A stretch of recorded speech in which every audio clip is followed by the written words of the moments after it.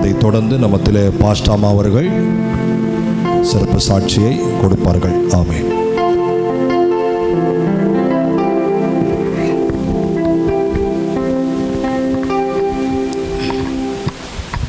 கர்த்தருடைய பரிசுத்த நாமத்துக்கு ஸ்தோத்திரம். இந்த நாளிலும் கூட என்னையும் ஒரு சாட்சியாக நிறுத்தின தயவுக்காய் நன்றியோடு ஸ்தோத்திரிக்கிறேன். முதலாவதாக கர்த்தர் எங்களுக்கு கொடுத்த பெற்றோர்களுக்காக கர்த்தரை நன்றியோடு ஸ்தோத்திரிக்கிறேன். ஆவிக்குரிய நல்ல குடும்பத்தில் கர்த்தர் எங்களை ஏற்படுத்தி கொடுத்தார். எங்களுடைய தகப்பனார் மிகவும் கண்டிப்பானவர். எங்கள் தாயார் சொன்னது போல் நீங்கள் நினைக்கிறதற்கும் எதிர்பார்க்கிறதற்கும் மேலாகவே அவர் எங்களை ரொம்ப கண்டிப்பாக வளர்ப்பார். ஆவிக்குரிய ஜீவியத்தில் ஜெபிக்கணும், வேதம் வாசிக்கணும் அப்படின்னு சொல்லி அந்த காரியத்தில் எந்த குறையும் இருக்கக்கூடாது. உலக பிரகாரமான காரியத்துலேயும் ரொம்ப வைராக்கியமாக இருப்பாங்க.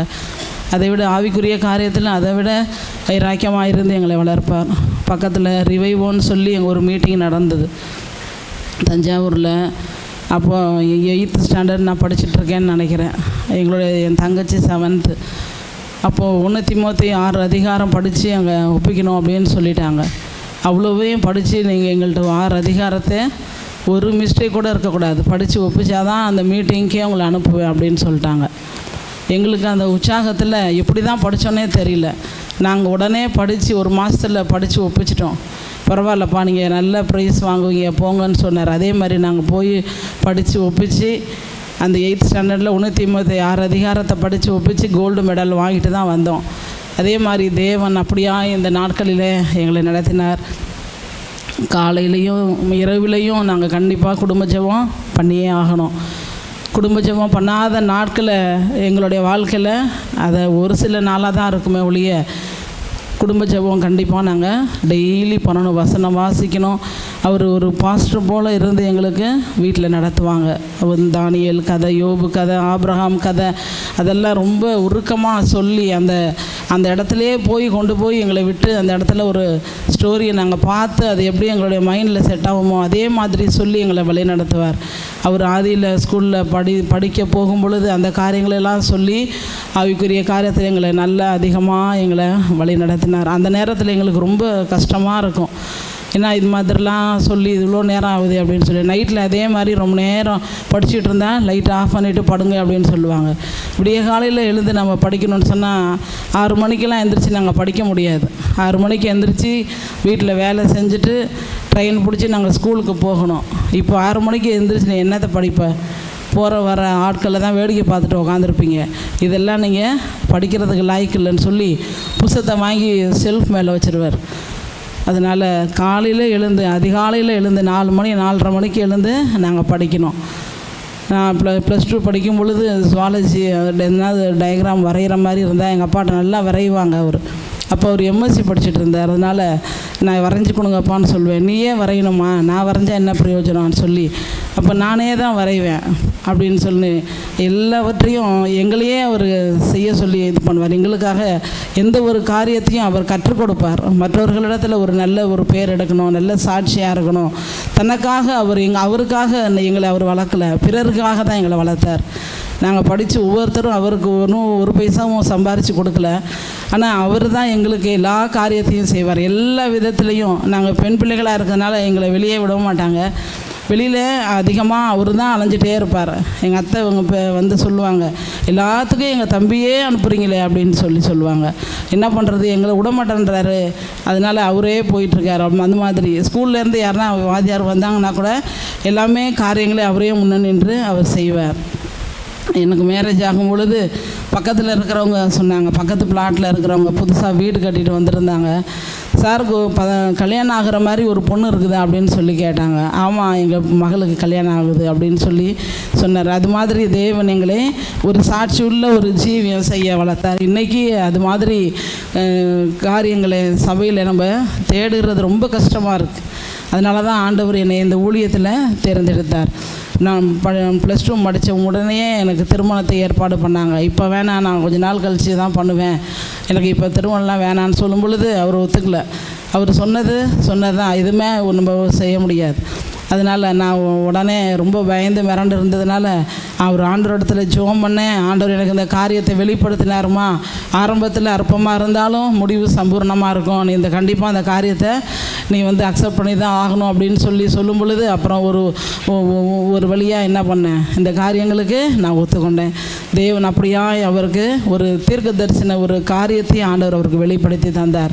இப்போது இருக்கிறத காரியங்களை பார்க்கலாம் அவர் அந்த அந்த தொலைவுள்ள அந்த பார்வை அவருக்கு அதிகமாக இருந்தது. அதிகமாக ஸ்கூலுக்கு போயிட்டு டியூஷன் எடுத்துகிட்டு நைட்டு 9 மணிக்கு மேலே வந்தாலும் உட்கார வச்சு எங்களுக்கு அரை மணி நேரம் 1 மணி நேரம் குடும்ப ஜெபம் சொல்லி தான் எங்களை அந்த வழி நடத்தினார். அதிகமாக வசனத்தை படிக்க சொல்லுவார், அதிகமாக உபவாசம் இருக்க சொல்லுவாங்க. ஆனால் அவர் தனி ஜெபம் பண்ணுறதெல்லாம் கிடையாது, அந்த குடும்ப ஜெபத்தோடு சரி. நிறைய நேரம் வேதத்தை வாசிப்பாங்க, மணிக்கணக்காக உட்காந்து வசனம் வாசித்ததை பார்த்துருக்கேன்.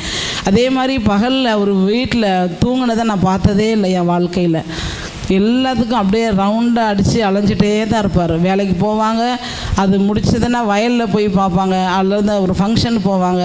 இப்படி தான் அவர்களுடைய காரியங்கள் ரொட்டேட் ஆகிட்டே இருக்கும். அவர் உடம்பு சரியில்லாமல் அவர் ரிட்டையர்ட் ஆகி தான் அவர் பகலில் படுத்ததை நான் பார்த்துருக்கேன். காலையில் 5 மணிக்கெல்லாம் எங்களை எழுப்பி விட்டுட்டு அவர் வயலுக்கு போயிட்டு அங்கே என்னென்ன காரியங்கள், வீடு என்ன காரியங்கள் இருக்குது எல்லாத்தையும் பார்த்துட்டு அந்த காரியங்கள் எல்லாம் அவர் நேர்த்தியாய் செய்து எல்லா காரியங்களையும் அவர் முடித்தார். பெரிய இடம் இருந்தது, வீடு இருந்தது, வயல் இருந்தது, தோப்பு இருந்தது, எல்லாவற்றையும் அவர் பிள்ளைகளாக இருந்ததுனால அவர் விற்று எல்லாருக்கும் பிரச்சனை இல்லாதபடி எல்லாருக்கும் ஷேர் கரெக்டாக கொடுத்தாங்க. ஊழியத்தில் ஒரு தங்கச்சி சிஸ்டராக இருக்கா சுகந்தி, அவளுக்கும் அந்த ஷேரை கொடுத்தாங்க. ஏன்ப்பா தனியாக தானே இருக்குது, அதுக்கு ஏன் கொடுக்குறீங்கன்னா, உங்களுக்கு கொடுக்குறேன் நான் உலகத்தில் இருக்கிற பிள்ளைகளுக்கு கொடுக்குறேன், ஆனால் அந்த மகளுக்கு கொடுக்கலன்னா ஆண்டவருக்கு நான் கணக்கு சொல்லணுமா, அது ஆண்டவர் பார்வையில் நான் குற்றவாளியாக இருப்பேன்னு சொல்லி எங்களுக்கு என்ன ஷேர் கொடுக்குறாரோ அதே அந்த மகளுக்கும் போய் இரும்புலியூரில் கொடுத்துட்டு வந்தார். அப்போ அங்கே ஊழியக்காரர் சொல்லியிருக்காரு, ஐயா உங்கள் மகளையே நீங்கள் கொடுத்துருக்கீங்க, இது ஒரு பெரிய காரியம் இல்லைன்னு சொல்லி அந்த ஐயா சொல்லியிருக்கிறாங்க. கர்த்தர் அப்படியா எல்லா காரியத்திலும் எங்களுக்கு நல்ல ஒரு முன்மாதிரியான தகப்பனை கொடுத்ததற்காக நான் நன்றி நிறைந்த இதயத்தோடு கர்த்தரை ஸ்தோத்திரிக்கிறேன். இந்த நாட்களில் அவர் இங்கே இடத்துல இல்லை, ஆனால் அதுதான் எங்களுக்கு ரொம்ப ஒரு பெரிய ஒரு துக்கமாக இருக்கிறது. பெரியப்பா கூட ரொம்ப சமாதானம் இல்லாமல் இருந்தாங்க ரொம்ப நாளாக. நாங்கள் ஜெபித்தோம், எல்லாரும் நாங்கள் சொன்னோம், பெரியப்பா கூட சமாதானமாக இல்லைன்னா சமாதானமாக ஆனால் தான் நீங்கள் பரலோகம் போக முடியும், இல்லைன்னா உங்களுக்கு பரலோகம் கிடையாதுன்னு சொன்னோம். அவர் அந்த காரியத்தில் மாத்திரம் என்கிட்ட பேசாதீங்கன்னு சொல்லி அவர் பயங்கர டென்ஷன் ஆகிட்டார். வயலெல்லாம் இது மாதிரி ஆகிட்டாங்க, என்னை ஏமாற்றிட்டாங்க அப்படி இப்படின்னு சொல்லி ரொம்ப பிரச்சனை பண்ணுவார். நான் கடைசி கட்டத்தில் நீங்கள் இந்த உலகத்தின் காரியங்களை நீங்கள் மறந்து ஆண்டவருக்காக நீங்கள் பரலோக ராஜ்யத்துக்கு நீங்கள் போகணும்னு சொன்னால் இந்த காரியத்தை நீங்கள் என்ன பண்ணணும், நீங்கள் சமாதானம் ஆகியே ஆகணும்னு சொல்லி நாங்கள் ஒரு இடத்துல ரொம்ப போராடி சொன்னோம், ஜெபித்தோம். கர்த்தர் ஒரு ஏற்ற வழிவாசலை திறந்தார், ஒரு பெரிய சமாதானத்தை கட்டளையிட்டார்.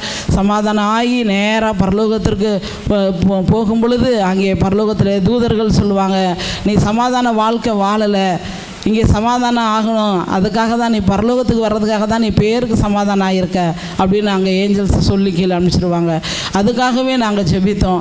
சமாதானமாக இருந்து நல்ல ஒரு 3 வருஷம் நல்ல ஒரு ஐக்கியத்தை கொடுத்து கர்த்தர் அப்படியா எங்களை தகப்பனாரை வழி நடத்தினார்.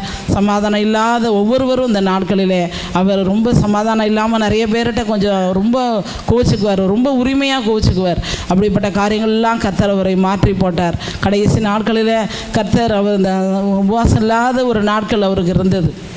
அதிகமாக உடம்பு சரியில்லாதனால அவர் உபவாசம் இருக்க முடியாது, மாத்திரை போடுவார். அதனால் கடைசியில் ஒரு மாதமாக சரியாக சாப்பிட முடியாமல் ஆயிடுச்சு.